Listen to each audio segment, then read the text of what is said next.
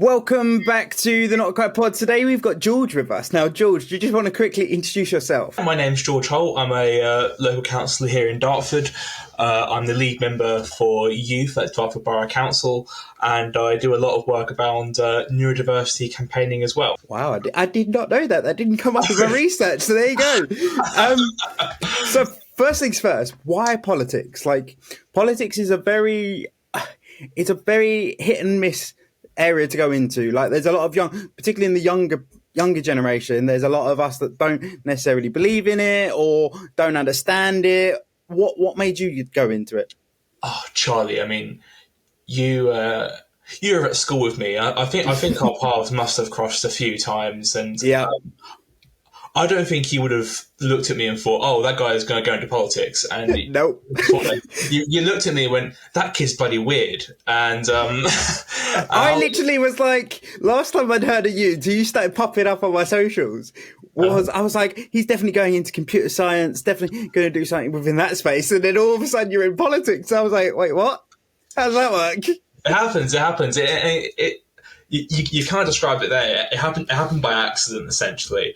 I started to get involved in kind of local causes that I was concerned about, and I started to speak to councillors, the local MP, about issues that mattered to me.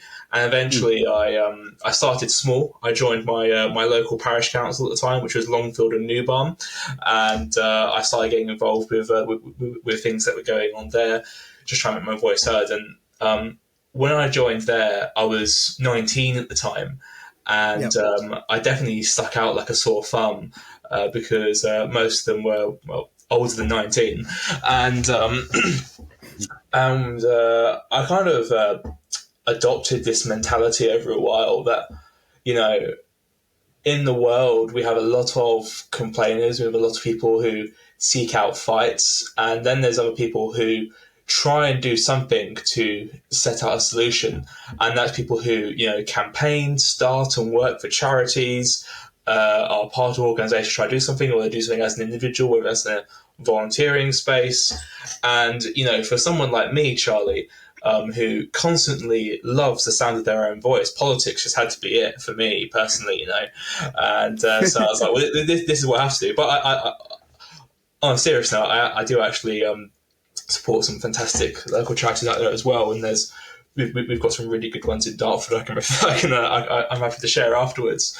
But yeah, that's how I got involved, and there are a number of things quite early on in my life which I've kind of been thinking about actually quite recently, which I thought, wow, okay, that was clearly an example where policy failed in this country, and the right people weren't there at the right time to listen or to act on it.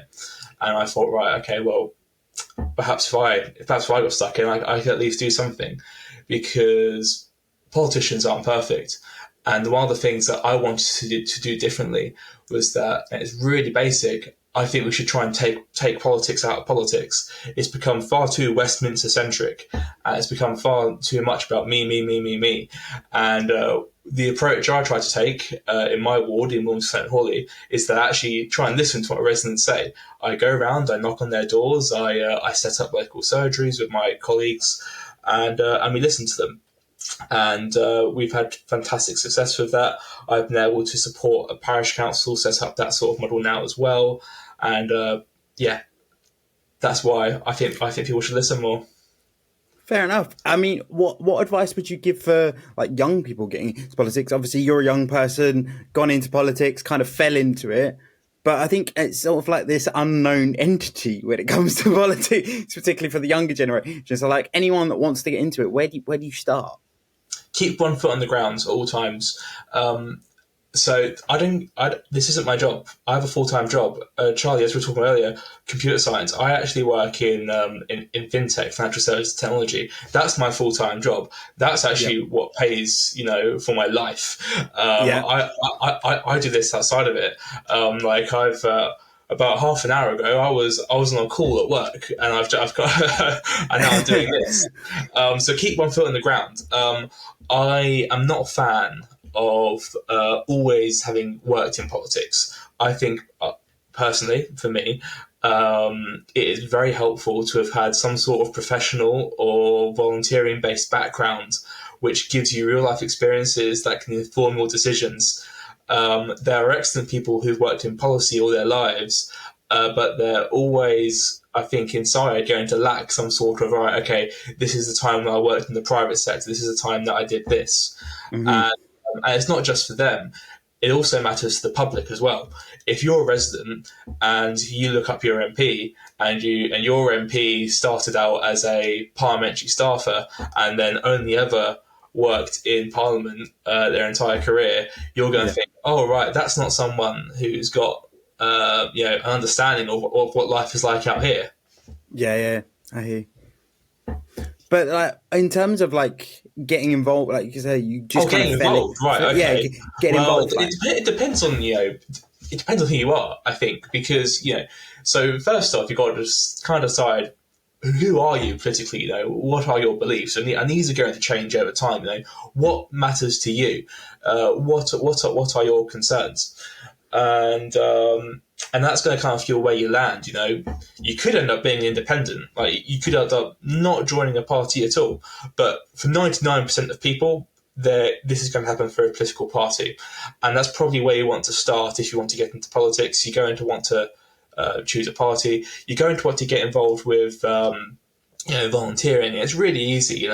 Every single party wants to volunteer, and you just send them an email, whatever, and they say, "Oh, I'd like to get involved." And you can get involved with loads of fantastic local stuff. So for me, that was Dartford, right? We went to school at the Academy, Dartford, so I got involved with the Dartford branch, and that's how I got involved with campaigning and get involved with loads of local fantastic things that we do here. And but I would also recommend, as I said earlier, keep one foot on the ground. Stay in touch with real life. Don't let this consume your life. Stay working. Stay doing those good volunteer things that actually make your life enjoyable. Politics is interesting, but it's don't let it run your life. I've always tried really hard to maintain a balance because, especially around election time, it can consume everything. But remember who your friends and family are, and remember what pays the bills, and remember what makes you smile. Fair enough. Also, where do you forgive me if it's a very big question, but where do you want to take it? Do you want to go full time into politics, or you just kind of want to do your part?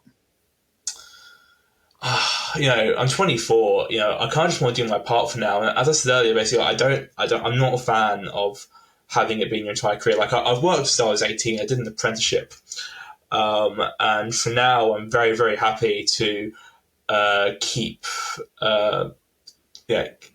doing my part. Maybe when I'm older and I've got married, had a family, and I've got a bit more of a life behind me, I'll reconsider. But it's I'm not. I don't think it's right for me at the moment. Not the long term, no. Not going to be the next Boris.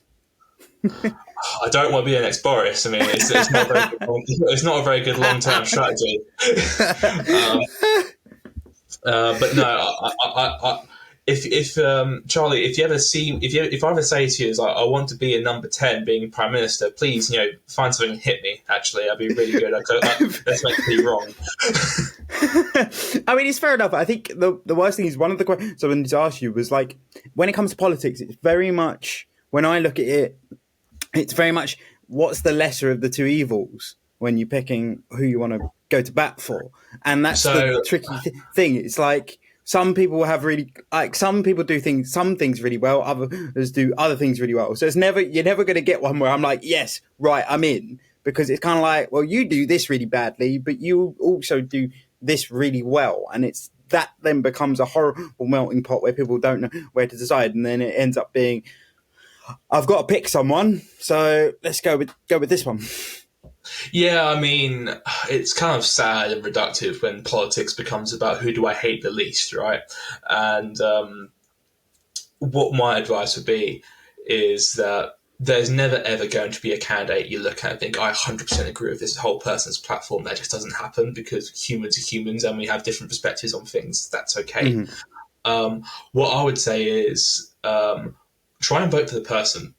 When it comes time for an election and you're looking at your councillors, you're looking at your member of parliament, look at their record, look at what they're pledging to do. try and meet them if you can. Almost every election has some form of hustings, and you can go and size them up. You can go meet them in person, ask them some questions, and figure out, do you like the cut of their jib, and vote for the person. Because Britain is a small country, and politics is personal. And I would definitely recommend you know who it is you're voting for. Once you've had a chance to meet this person and you've shook their hand or whatever, makes that whole decision a lot easier.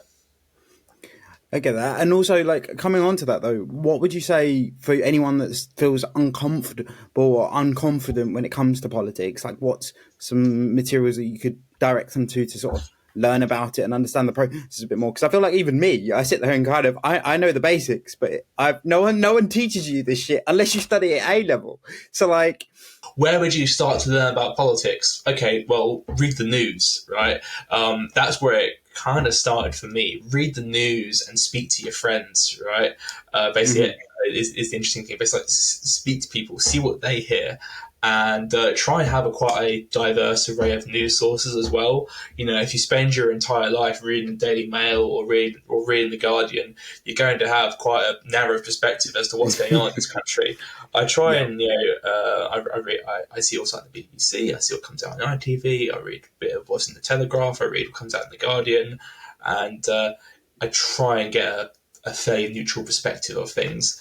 But it's work. It's work to know what's going on and get a perspective. It is. You can't hide that, and people are getting busier and busier, and it's hard to find time. And in a world kind of dominated by headlines where you get a news flash on your phone saying, "Oh, so this has happened," that gives you a bit of information at that current point in time, but it doesn't give you, the weeks and the context behind that as to how this came about, and why is so and so doing this, and why have they been pressured into doing a U-turn, and or why have they decided to announce this new policy now, or why is so and so to resign?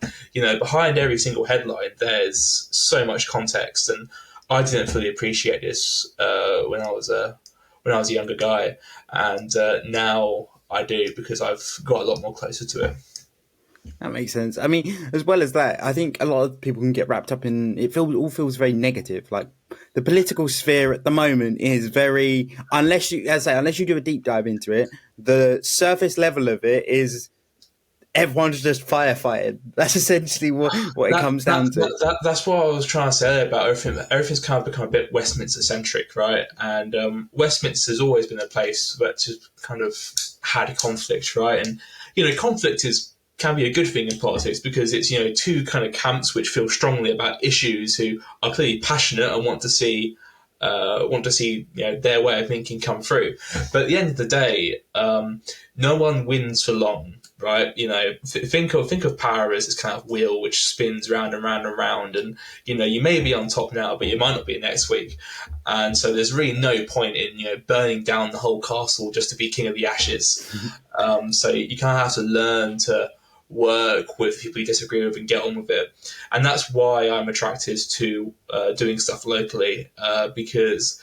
All the people you work with, and there will be other councillors of other parties and within my own party that we disagree with, and that's completely okay because we're actually sitting around a table and we're talking about it, and we can go for lunch or whatever and figure it out, and we can have a solution which doesn't give me 100% of what I'm looking for, but it gives me enough to feel okay, great, I can get behind this, and so can they.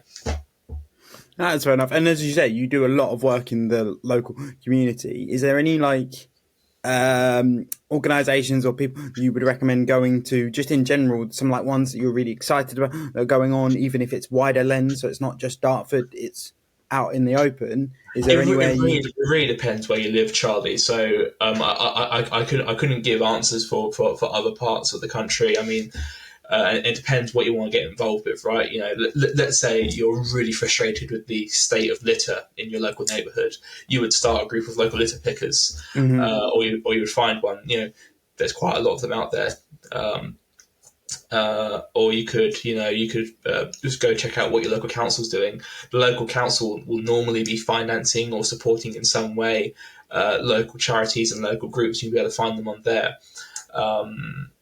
In Dartford, I work with a group called Homestart Northwest Kent, which help loads of loads of parents with financial support and advice. It just depends where we get involved with. There's no real answer to that question, Charlie. Sorry. No, that's fine. I was more just wondering what out there was in terms of support. 'Cause I think a lot of the time people aren't aware of what's out there, and they also don't know where to look. So I was wondering whether there was anything that anything you're working with that you think not many people know about this, but they should. Because it's like, to give you a real world example, I mean, it's not based on like support, but although I suppose it is. Until a year ago, I didn't even know the Access to Work scheme existed. As a disabled person that also works very closely in the disability space, how did it take me like 6 years to find out there's this massive grant that I can access? Yeah. Oh, right. So you're looking for resources. Yeah. So like, is there anything that you would recommend people go look at? Maybe just projects that like you think don't get the publicity that they should. Oh, right, okay. Well, being incredibly biased then, Charlie, I'd recommend you follow your local council, because they share all of those lovely, interesting stuff on their social media, and they put out on bulletins and stuff like that. That's kind of a good source for local resources. Obviously, follow. It's so boring and basic, but things like that, are put out in press releases by government departments, and you can kind of dig it out. And but it's maybe it's an issue that we don't have the right records of people that that sort of support should have been like emailed to specific people who they thought would have been interested in it. I think it's tricky as a disabled person. I think it's tricky because it almost feels like a lot of support that's actually out there for the wider community is sort of hidden. Like no one publicizes it. I don't think it's hidden on purpose. In their defense, I think it's more that from their perspective, it's like, okay, great, we've put it out there. It's out there. If they Google it, they can find it. Good for them. And they're like, well, no, actually, you might need to go a bit further than that. And that's well, I feel like I'm making it all about me here, Charlie. But that's kind of what I try and do in my patch. Basically, I've tried to establish quite a strong social media presence, a presence in person. And basically, if there's something coming from Dartford Borough Council or Kent County Council, and I've heard about it, I'll make sure it's included in like a newsletter, or it's a social media post, or I mention it at a local surgery if people can come to in person. There isn't really an answer to the question, Charlie, because I think the answer is that public services need to get better at communicating in general. And there's some things which which do get communicated really well. But that's mainly with the help of the media, because if it matters to the media, it'll get carried really far. Unfortunately, most news outlets aren't really interested in those really helpful schemes, because of something you mentioned even before that, where they're only kind of interested in negative things most of the time. And maybe that's trying to play to a dark human instinct that we love bad news, and we always want to see someone else fail. But I do think there's a room for good news these days, and it would be nice to see outlets pick up saying, "Oh, this is out now." Just so you're aware. Do you think it's a case of the industry not coming into the 21st century as much? Because it's like whenever I see public like releases, it's all very beige. It's never very exciting. I say this as well, and I'm not going to out where I work, but I work in the public sector myself. So even when I sit with work, I'm like, guys, we could judge this so much. I think it's hard because on the one hand, outside of work, very marketing, very creative focused, and in work, I'm very much public sector. So it's like, it's really, even in my day-to-day job, it's like, guys, we could really come into the 21st century here. Yeah.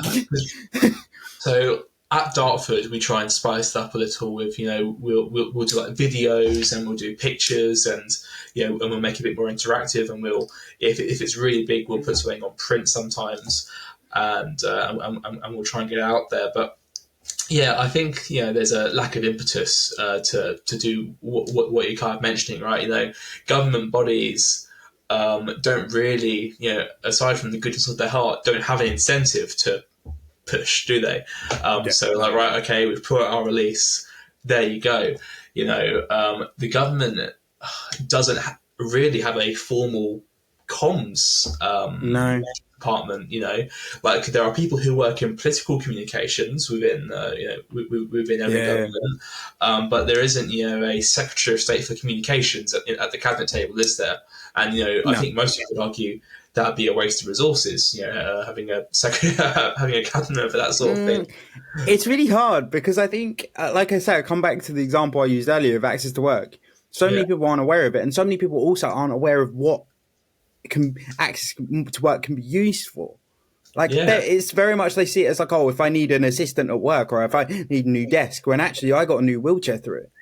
So like it's that's like missing. It's that showing what services that are available to people can do, what they can be used for. It's like I've got other friends that have got assistive headsets through it. Now, I'm sorry, but you wouldn't go into an application for access to work like, yeah, this is something I can use this service for. And I think that is true for other less smaller practices and smaller organisations and smaller schemes out there. It's the same thing if people don't know what they can use it for.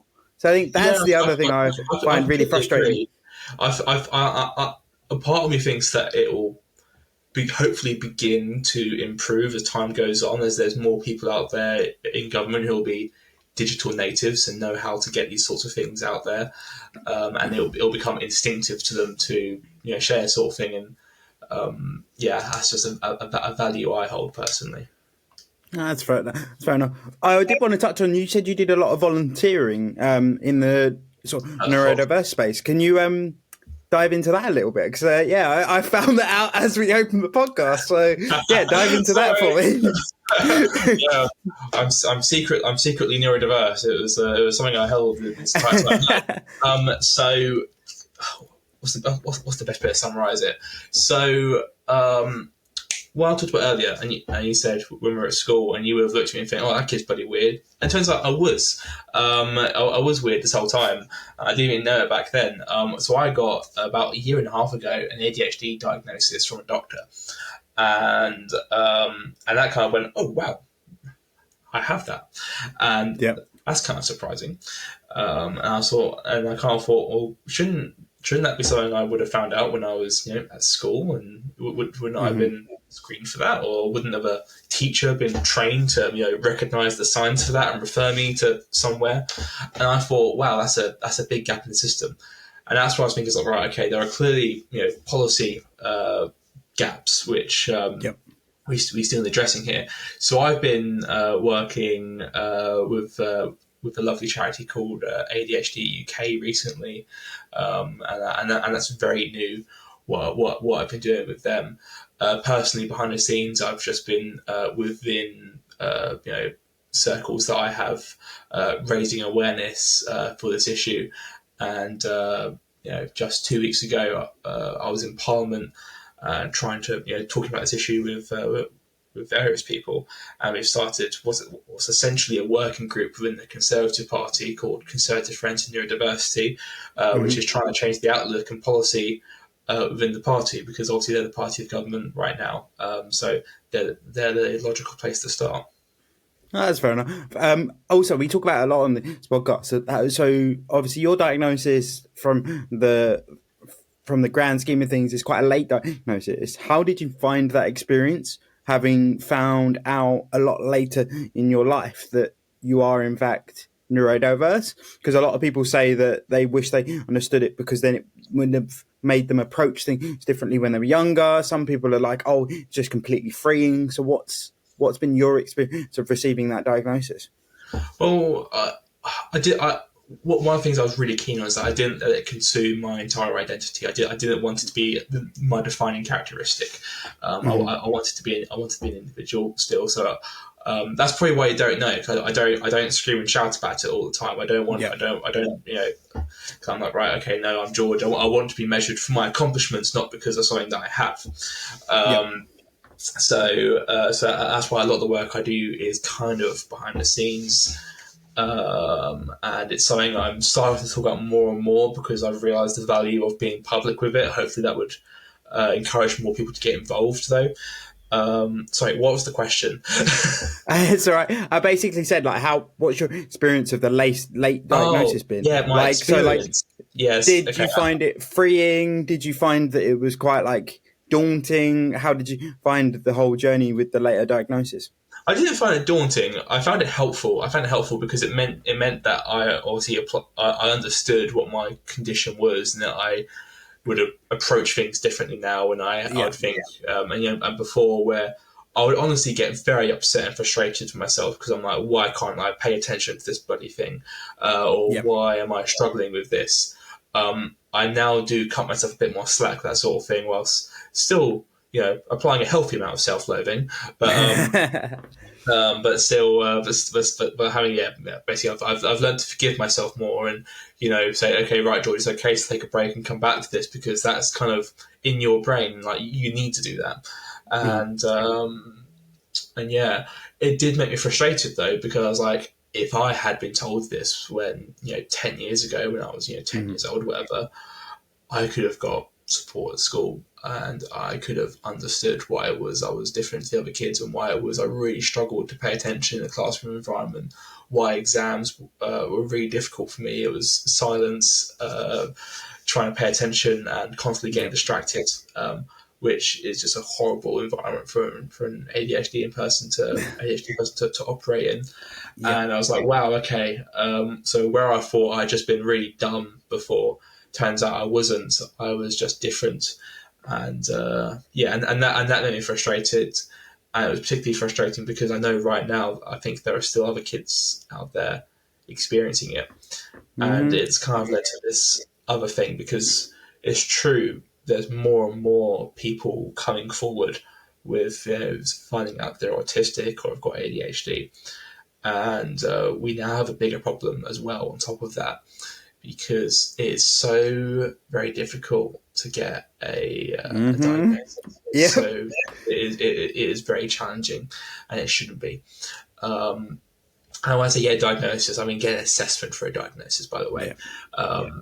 Basically, people are having to pay out of their own pocket to get an assessment, and they will go to private clinics or they'll go on the NHS waiting list, where right now you could be waiting up to 5 years, and it's very sad to see, and it causes this secondary issue where people end up diagnosing themselves, and they will watch a TikTok or they will read something on social media and say, "Oh, these are the common signs of ADHD," and they will say, "Oh, that's me," and it's okay to suspect you have it, but only a doctor can formally make that call and assessment. And it's now drawn doubt over the whole process. And there's people out there who very wrongly say, "Oh, it's all a trend, it's all a thing." I'm like, no, there's just a huge lack of understanding and awareness about what this is and how it works, and it's now become a misinformation issue. I think it's really interesting because I've had friends suspect that I've got ADHD. I haven't triggered going to get an assessment and everything else, but I think as well there's something to be said for you use it even if you suspect it. You can still utilize strategies that are commonly used for people who suffer from ADHD or a diagnosis of ADHD because they can still support you. Because funny enough, me and Jean were talking the other day. And there's a lot of similarities between the symptoms or the issues surrounding ADHD and the issues surrounding something like anxiety. There's a lot of similarities in the strategies that you find that are supporting people with these difficulties. So there's something to be said of like, okay, self-diagnosis has its own place, and it definitely you would need the medical backing of a formal diagnosis, but that's not saying that you can't utilize the strategies out there to help you in your day-to-day life until you get the diagnosis or until you get the assessment and know for a fact, because then you've done a lot of the legwork that you're going to have to kind of do once you receive the diagnosis anyway. So yeah, I agree. Yeah. I suspect many people who do self-diagnose do have it, but I also think there's a large group of people who don't. So Yeah. and it's impossible to say, and that issue will only be resolved when assessment and diagnosis becomes accessible. I hear you. What's your actually on that note though? Like with everything that's taking ages, with getting assessments for whether it be autism, whether it be ADHD, what's your like political stance on that in terms of like? Are you hearing anything where they're like putting money into it? Because we're seeing all the changes, all the like issues that the NHS are currently facing with the whole pay rise issue, with the whole overwhelm in terms of how much they're having to do. But like, what's actually the game plan? I mean, I'm not saying that you know the game plan, but like, Yeah. Well, if you could, I'm not a government spokesperson, so I don't know what the game plan is, right? I more mean from your, not so giving the blueprint, but like, what would if I put you in power? What would you do next? My immediate move, obviously, there's a huge tranche of issues to take care of, but on this particular one, my immediate priority is going to be teacher training and screening in schools to catch these things earlier, because 100%. this issue we're having now shouldn't be happening. We need to switch to a more preventative model, essentially, which means that you catch these whilst they're in primary school, secondary school. And that means, teachers being appropriately trained to spot the signs for this. That should have happened when we were at school, Charlie, right? A teacher should have, looked at that. I'm not saying it's the teacher's fault because they haven't been given the appropriate resources to do so. That's what I would change. Teachers would actually be trained to spot these things and refer them over, because ADHD has a bit of a stereotype where it isn't seen as the kid who can't focus. Sometimes they see it as the kid that uncontrollably throws chairs across the classroom and constantly causes trouble. I don't remember me and you as big troublemakers at school. No, I think it's hard because it presents very differently in different people. Like, a lot of time, how differently it presents between men and women as well. If you look into that, yeah. And then, like for me, I see it with friends. Like they've got ADHD, and you'll just see them clock out, and that's what they do. They clock out, and they're over here, and you're like, and back in the real world. They're like, oh wait, did you ask me a question? You got to keep them entertained. If your story's boring, it's not good enough for them, Charlie, right? I hear you. But basically, so that's what I'll do. Basically, my immediate priority would be putting in place that screening, that screening in schools, obviously. And the issue is, as with everything, we always want to say, oh, I want to do this, I want to do that, I want to do this, and you got to ask, where's the money going to come from? And right now we're dealing with this huge issue in public services, where COVID kind of caused a huge issue. We're facing inflation. We spent unprecedented amounts of government money during the pandemic to pay furlough and support businesses and support people's livelihoods. And so we've now got this quite big deficit, which is causing quite big inflation. So you've got things getting more and more expensive, whilst also the government has less spend power than it did before. And it is a difficult situation. It reminds me of what we had, in 2008 after the financial crisis, where the government had less spend power and the economy was in a poor state, so it couldn't self-recover. And hard times come, unfortunately. But I do have hope that'll get better, and it will take time. Like, there isn't actually a thing you can do just to fix this. You could lower taxes, or you could spend more on public services. But the more you spend in public services, the higher inflation gets, because that's associated with government spending. The more you cut taxes, that's great, because there's less money for people to be taking out their pay packets. But at the same time, you've got a balance. Like, okay, that's less money for the government to spend on the things that people want. So it's a catch-22. One thing I did want to ask, because you brought up obviously better supporting teachers and schools to notice the signs of ADHD and maybe autism as well. One thing that I see a lot, and from speaking to people in the disability space, is obviously there's a lot of pressure on the school sector at the moment of like there's just not enough space, particularly when it comes to special schools and SEND schools. The question I wanted to ask you is more of a general question. I'm not asking you to solve it. I just want your opinion on it. Of my suspicion is, what I don't understand is, why is it we keep building new houses but not building new schools?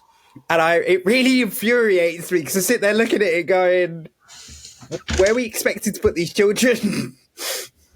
Yeah, I completely agree with you, Charlie. I mean, And even the thing about building houses, I still think there is a housing crisis in this country as well. I mean, I'm not sure if you're a homeowner, Charlie, but it is no, yeah, it's very difficult. People are ready to go in the housing ladder. I'm now just in a position to do it after about 7 years of saving, and it shouldn't really be that way. So in terms of building so much houses, there's still a place to build more houses. And 100%. 100%. You just have to build them in the right location, basically. I don't think we should build on a local country park. I think we should build in existing brownfield sites, which are appropriate for such developments. And in terms of schools, yeah, you're right.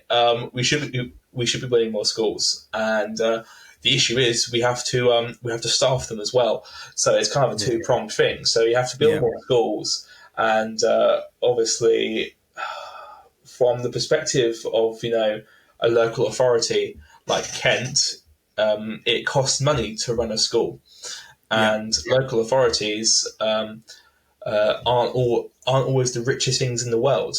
They may not afford to be able to open a school now, and they may not be able to afford to deal with the costs which come with that, such as paying the teachers and everything like that. And the answer is, okay, well, do you want to raise council tax to start paying for that?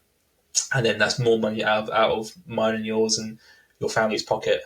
And it's a really tough question. I think in the future, I have the answer to this right now, the funding model for local government needs to be addressed and perhaps changed, because there's a huge pressure on big authorities like Kent for social services and housing, which is causing a bit of a crunch, and meaning that issues like schools and other issues like road quality aren't always being addressed because they're having to spend money on other things. Yeah, I mean, we see it's one of the problems that are unsolvable at the moment. Like, we're not going to be able to jump into it tomorrow. I mean, you saying about the housing thing, even I'm experiencing that, because being a wheelchair user, need a bungalow. Have you tried to get a bungalow? Very expensive. You're what you can buy, aren't you? Yeah. Oh, don't get me started on the whole argument of, Karen, you can have any house you like. I have the choice of two. Yeah. It's a tricky thing. But now that you have an ADHD diagnosis, you are now neurodivergent, and you are now part of the disabled crew. Am I? Count? Yeah, you still count. Yeah, you count. Oh, right, okay. I wouldn't have considered myself disabled. No, yeah, it's a bit of a grey area. Like, depends on who you speak to, but the consensus mostly is, if you're part of the neurodiverse community, you're part of the differently abled, disabled community, because I don't feel that. I don't know, but perhaps I shouldn't get into it. But there's different kinds of disabilities you can have. Like, Charlie, you're wheelchair bound, right? That is a much bigger impact on your life than having ADHD as a mine. I think it's difficult because the ADHD presents in very different ways. Like, some people have much more severe presentations of it. So, like, I think it's definitely the big thing in the disabled community with the work that I do is more you having, like we said, that you having the diagnosis of ADHD allows you to access provisions that you wouldn't be able to access otherwise. So then that does lean into the being differently abled. But the reason why I phrased that question that way was because the other question I wanted to get your perspective on, because it's a bit of a hot topic in the disabled social media space, is getting rid of the councillor for the disabled. Now, that has caused a bit of a ruckus in my community. I just wanted your 2 cents. Again, not asking you to solve the mystery, just asking what your perspective on it as someone who's neurodiverse and involved in the political space. What's your perspective on it? I've never had any encounters with the Council for the Disabled. Could you tell me more about their work? It's basically my understanding. I haven't got the widest of understandings, but my understanding is it's a voice within the cabinet for people with disabilities. But they've now decided that they're going to dissolve the job role. And it feels like now we haven't got a voice in the room. And has it been replaced by anything? Not as far as we know now. Have you? This is going to sound really boring, but have you written to your local MP about it? I haven't. The reason why, and I'm going to be fully transparent on the podcast as well, is I have a very weird perspective when it comes to the local government. Of look, they're never going to get things right, and like this is probably the worst thing to do. I'm very much like it is what it is. Move on, and that's the worst mentality to have with all the campaigning I do. I think, a bit nice, Charlie. Yeah, I'm just being transparent. I think for me, I get why you feel that way. Yeah, sorry. But clearly, that's all right. I'm not going to be one of those elected officials which just faffs about something they don't have a qualified opinion on. I don't know enough about that to answer that question. Fair enough. I'll do some research and come back to you. No, it's fine. As I say, it was just one that I was curious of asking because it's caused a lot of frustration in the disabled community of now we don't feel like we have a voice. Because I think, we saw, I think it was one of the summits, I think a couple of years ago now, one of the politicians arrived in a wheelchair and the venue wasn't wheelchair accessible. Wow. So, yeah, it does. There's a few things that happened over the last few years that's raised a few questions of the disabled community because it just doesn't feel like we are getting a fair shake of it. Like one of the other big things that obviously this is not something that you're going to be able to comment on again. I'm just getting your perspective on it. Is we're seeing it with the personal independence claims and reviews going on. Like that service is either penalising people that don't need penalising because they previously had the disability living allowance scheme, which people were abusing. But then that meant for those of us that weren't abusing it, we now have to jump through 1,500 hoops that we didn't have to jump through before. And then you've got people in the neurodiverse community that aren't getting that support because they don't tick the boxes. And that's really frustrating. I mean, to give you a real world example, so when I had the disability living allowance award, that was an indefinite award because they looked at my condition and said, unfortunately, Charlie's condition is not going anywhere. He's now been granted this amount of money for the rest of his life.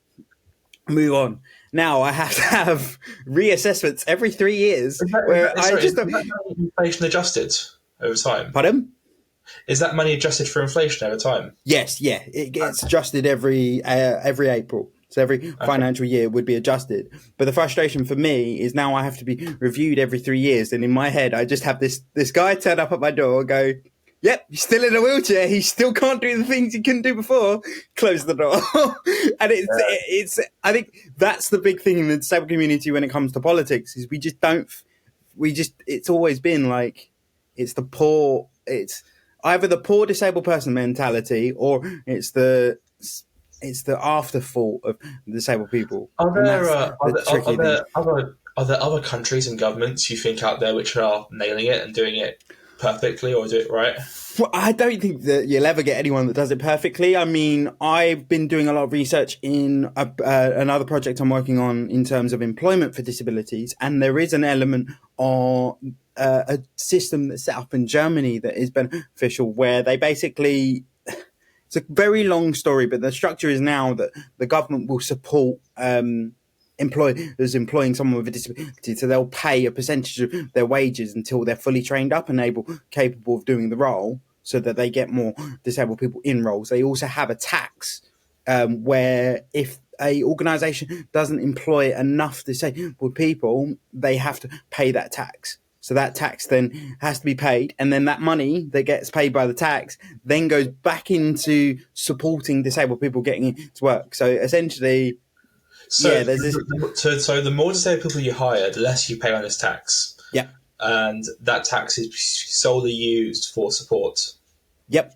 So essentially, they're all paying into this massive pot of money that no one's using.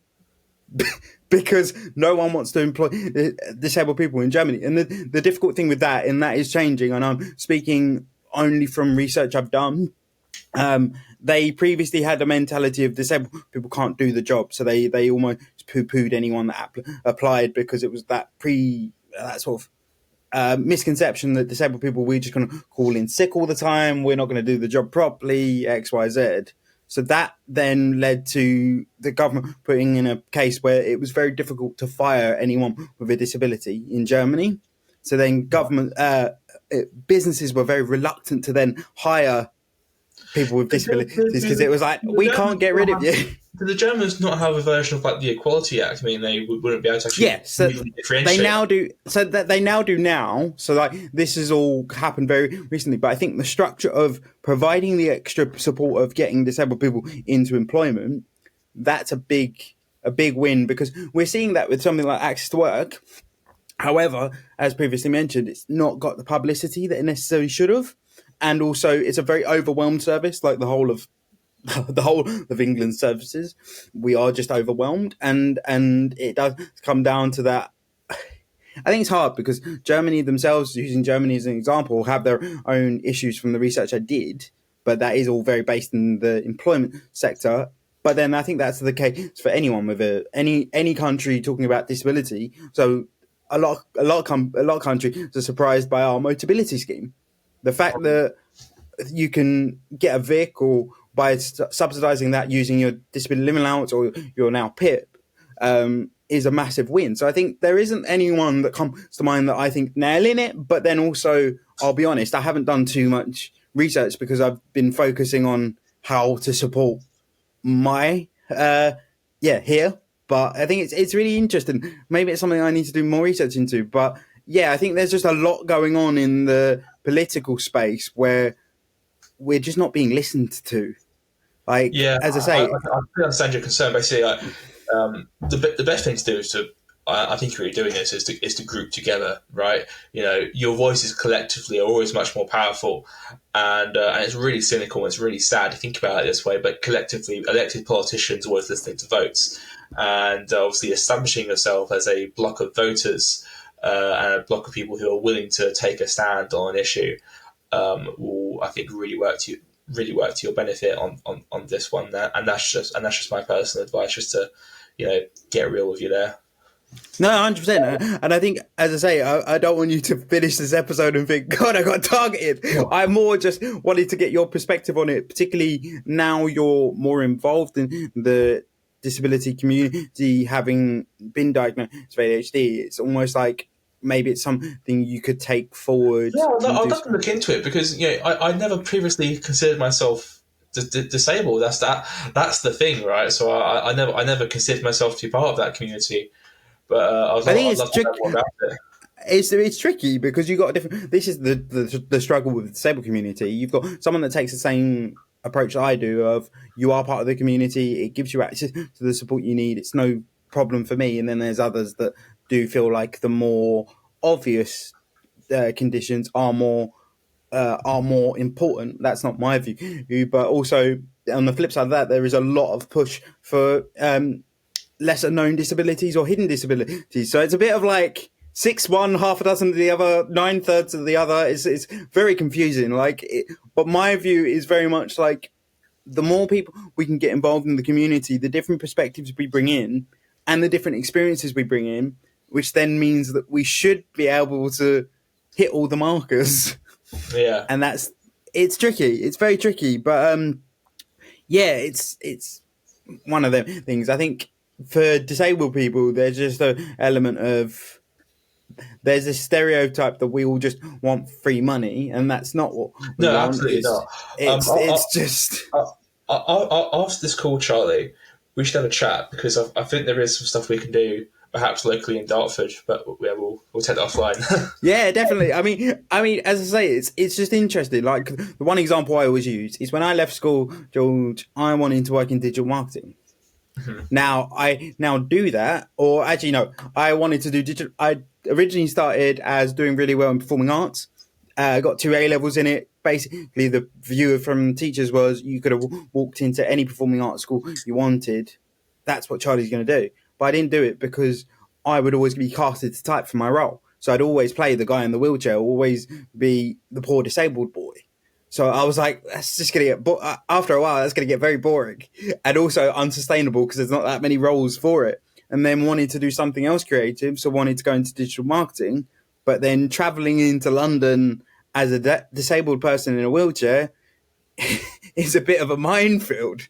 So then ended up kind of fell into public working public sector, and that's the strange thing. But that is the birth of what I do now with the podcast and with all my social media stuff. Is it gives me that creative side. Or do you go into an office? So I work remotely, yeah. Okay, yeah. But that's another pain point for the community, not to bang on about it, is the whole thing of like, I even experienced this myself. I left school, couldn't get into the offices in London because they were inaccessible, suggested working from home and working remotely, and they essentially said, you're 18 years old, we can't trust you. No. Lockdown happened, and then everyone works from home, and it's like, amazing what happens when we need it to happen. Yeah, exactly.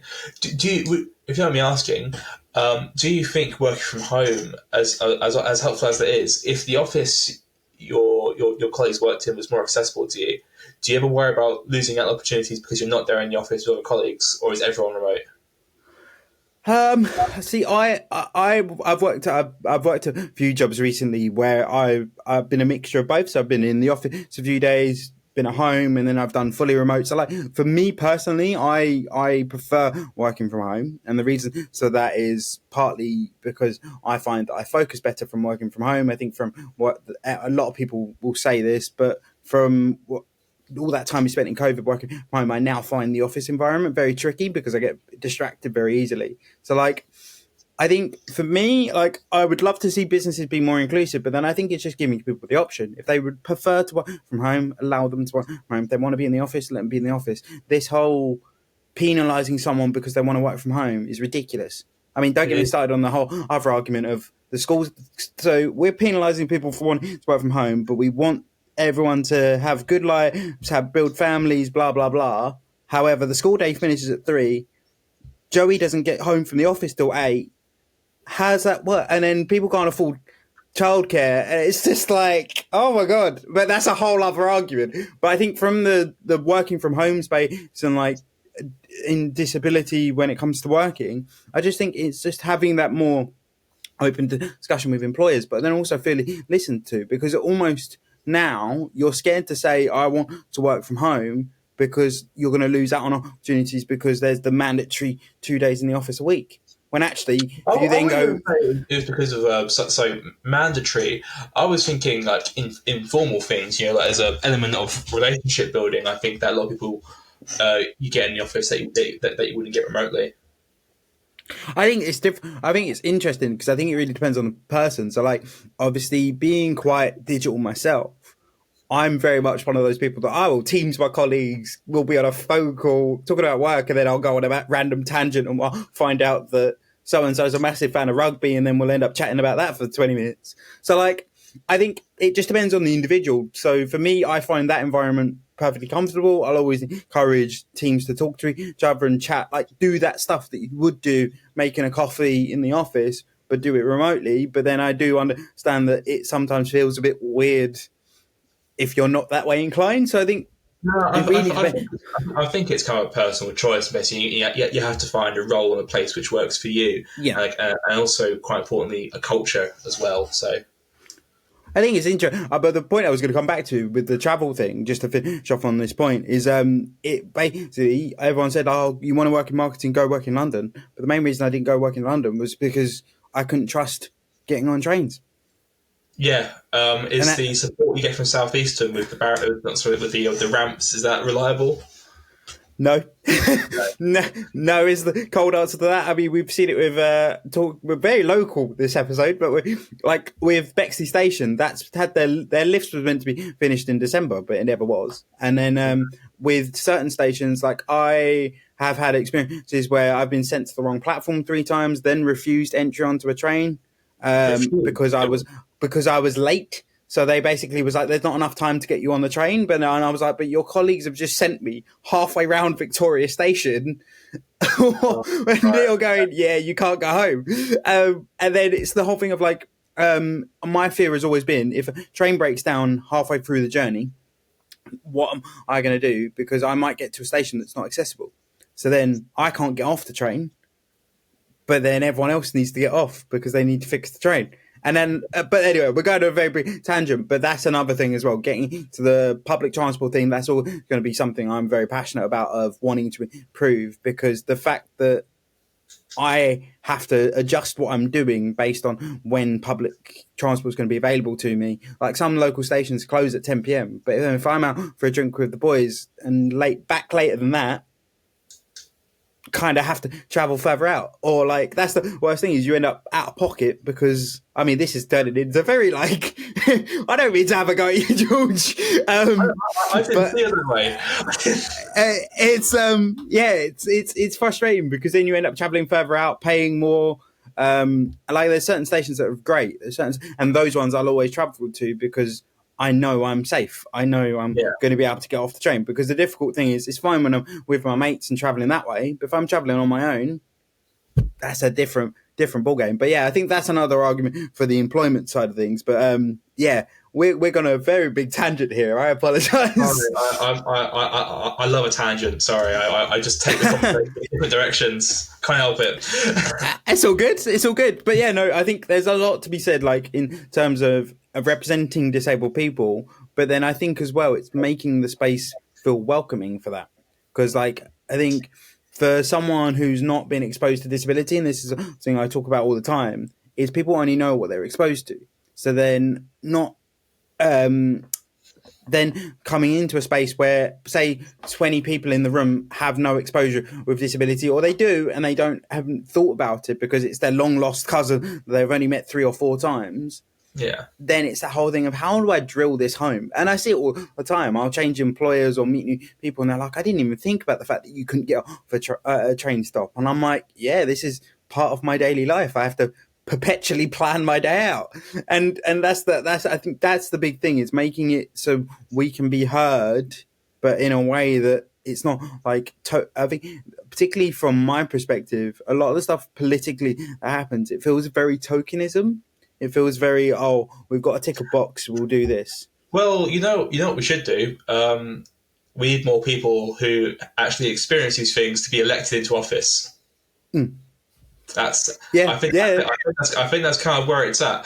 You know, people don't understand it because it doesn't personally affect them. So unless they've got someone quite close to them, or it affects themselves, they're not really going to know and be able to enforce these things. Like, as we've proven from our conversation, Charlie, I didn't know about a lot of these things, but which you mentioned about your experiences and the news about the Disability Council, because personally it didn't affect me or anyone I was particularly close to. And I think we need to do a better job of making sure people with disabilities feel comfortable coming forward. You know, for me, as I said, obviously I consider myself disabled, but one of the things I'm trying to do is basically encourage more neurodiverse people to seek out office, and I think it goes both ways for other disabilities too. But I think as well that comes back to our conversation earlier of bringing politics into the public, into the 21st century in terms of media, because there probably is disabled politicians that are, there are. Yeah, I've met publicly disabled, but like, we don't see them because they're not. But they aren't high profile enough. Because do you know any wheelchair users in the cabinet? Not to say that I do, but then as I say, I'm not very clued up on the space, and that was why I wanted to utilise this conversation. But I know that there definitely is. But as I say, it comes down to that whole thing of, you only hear the negative stories, and I think that's another problem with the British media, I suppose. Is it's all about the negative. So we hear about the person the politician in a wheelchair that wasn't able to access somewhere, but we don't hear the positives of this person, this politician with a disability has achieved this thing. We don't hear that without really deep diving into it. Yeah, I know of 2 ministers which have severe disabilities. I think to Paul Maynard, the pensions minister, who I believe has cerebral palsy, and Robert Halfon, who's the education minister. I'm not sure what his disability is, but I believe he's unable to walk, which obviously has a huge impact on your life. But off the top of my head, those are the 2 I can think of. And I think if you go out on the street, most people still won't know who those people are. I just know because I'm a nerd, right? Fair. But yeah. Go on, sorry. I was going to say I'll hit you with the last two questions, which is one question I did want to ask, and this is just a bit of fun because it does infuriate me when I see it online. Why do politicians constantly swerve questions? Because it. Have I swerved any questions today, Charlie? No, you haven't. To be fair, you haven't. You haven't done that, but it just makes me laugh whenever I'm watching it. I'm like, that wasn't the question they asked. Yeah, so there's an element of when a politician goes on a news program, they're there to get a message across, and the message that the broadcaster is trying to get across isn't always the same as whatever that politician is, whether they be Lib Dem, Conservative, Labour. Everyone's got an agenda, and that's okay. Like every politician should have an agenda. That's just what they care about. And if you're there to talk about a brand new government policy, and they ask you about something you don't really want to talk about, they will naturally swerve it. Because there's and it's quite sad because earlier on this call I wasn't happy, but I was comfortable to put my hand up and say, look, I actually don't know the answer to that question, Charlie, because I haven't researched it enough. Yeah. But I guarantee you, if that happened to a government minister, it'd be headline news. I'm lucky enough to be nobody, Charlie. I'm just a humble local councillor, and it's okay for me to say I don't know. But answering a question or is associated with risks, because if they say, "Oh, what's this?" and you say, "Oh, okay, well the percentage facts for this are 5%," you then run the risk that the reporter say, "Actually, I've got the most up-to-date figures, and it's in fact actually 8%." Yeah, I hear you. Or if you say, "Oh, I don't know," and then and that obviously it's embarrassing. I think the thing that's interesting is almost like, because with the way politicians position themselves, and also the view that we view them through as a general public, it's almost like politicians need to show that they're human by making mistakes, but also we need to give them the space to be able to make those mistakes without jumping down their throat.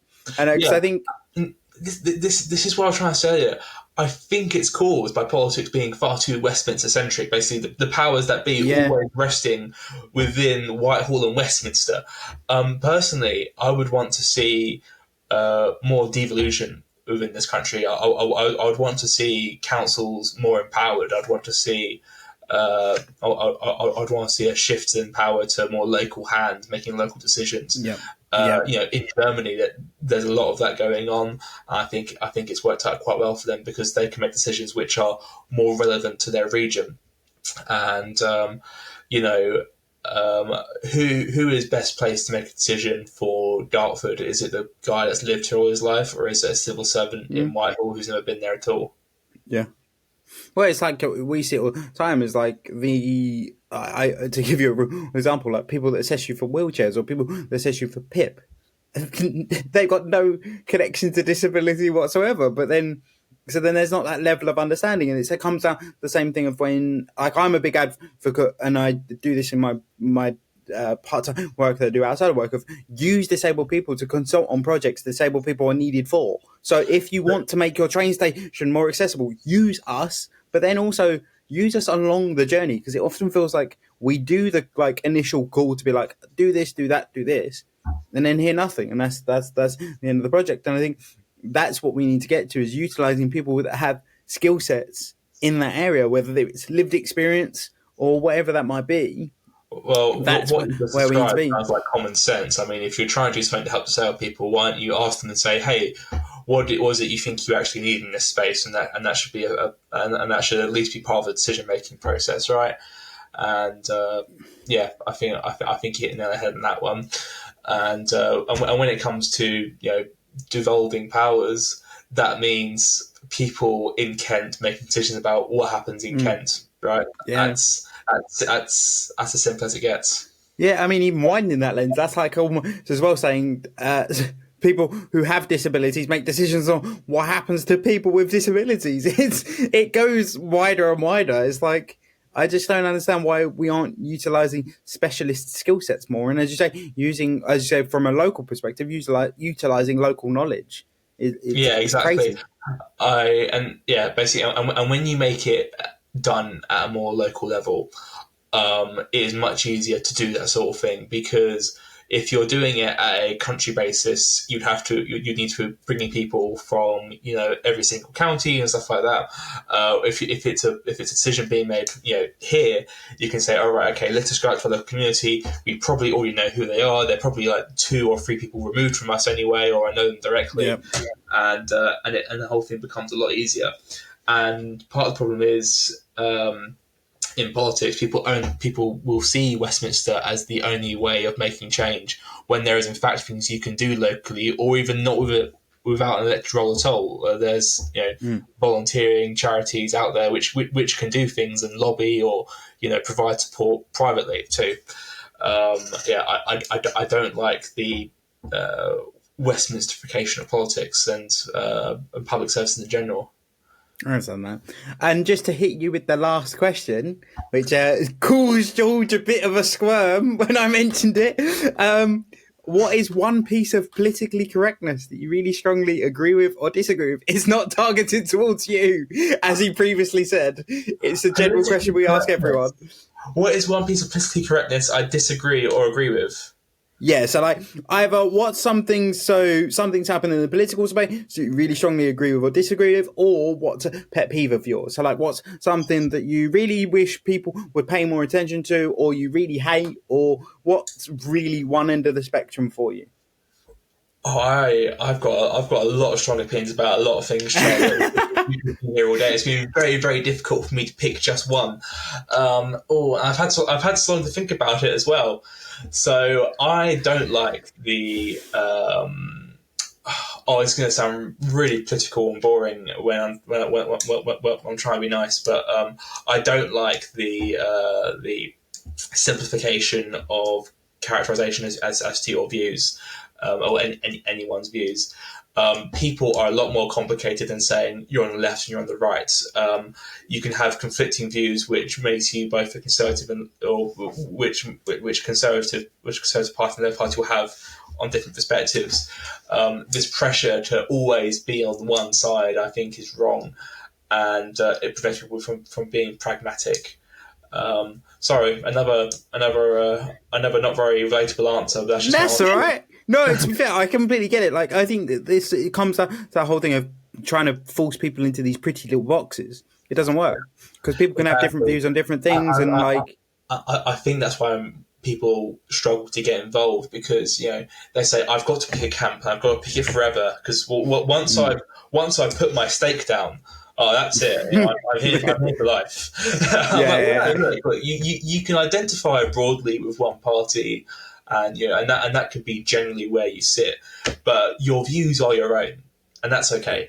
But I think as well, it's interesting. Like whenever you speak to people that are very involved in the political space, it's like I consider myself. I'm not very involved in the space. Not very passionate with it either. You sound passionate.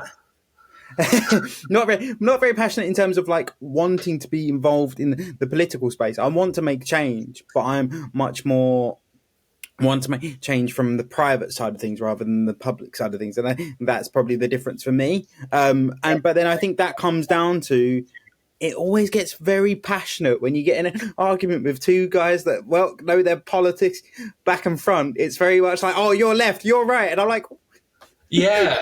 Why do you have to perfectly fit? So funny enough, do you remember a guy we went to school with? I think he was the year above us, called Jack Street.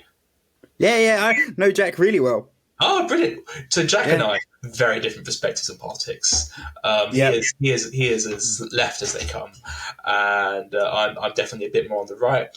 And but I've done loads of similar. I used to do loads of similar things like this with him, and me and him get on really well actually, and that's okay. Like we disagree agreeably. It's fantastic. Yeah. I love whenever I get a chance to talk to him, because we have completely different perspectives on sorts of things, but we get along just fine. It's very interesting. Prime example of like it comes back to what we talked about earlier with the disability space. It's like everyone's trying to cram everyone into this pretty little box, and it doesn't work. Like, let's actually focus on the solution before getting everyone involved in what they need to identify as and what like they should be, what party they should be. Like, let people just be people. This is what I was trying to say earlier when it comes to deciding your vote. It's very much about the person you vote for as well. Like you are already voting for a party. Like assess who they are, assess their character essentially, and what their values are, because policies will change over time, but that person will not. I hear you. And just to finish off, where can people find you if they want to follow you, get involved in what you're doing? Where can people find you? I am on Facebook as Councillor George Holt, where I share lots of exciting information about road closures and you can follow me there. Basically, I talk about all the work we're doing locally. There is actually some interesting stuff on there which we're sharing. I'm also on Instagram at George_Holt, because single underscore was taken, and that is the same for my Twitter handle too. But I don't really like Twitter. Sorry, X, not Twitter. I don't really like X because I don't find it a good place for understanding the concerns of what normal people actually think. So, I'm not a big X fan either. I'm not there either. So I'm not on TikTok because I don't like it. Do you not like TikTok? Oh, boo! That's no fun. Sorry. I may be 24, but maybe I've got an older mentality. Mate, you have never been sucked into a TikTok hole and been there 2 hours later. No, it's Instagram Reels for me. Fair enough. Well, thank you so much for coming on, George. It's been a really interesting conversation. Hopefully you didn't feel too interrogated. It wasn't meant to be an interrogation. It was purely meant to be getting someone from a political space and their perspective on a couple of topics. So thank you so much for coming on. Thank you so much for tuning into this week's episode of the Not Quite Podcast. Please make sure you follow us on TikTok and Instagram to get regular updates about the podcast.